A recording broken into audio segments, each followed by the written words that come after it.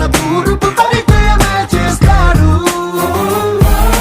రావణుడో రాఘవుడో మనసును దోచే మానవుడో, సైనికుడో శ్రామికుడో అసాధ్యుడు వీడులో. వీడు 6 అడుగుల బుల్లెట్టు, వీడు ధైర్యం విసిరిన రాకెట్టు.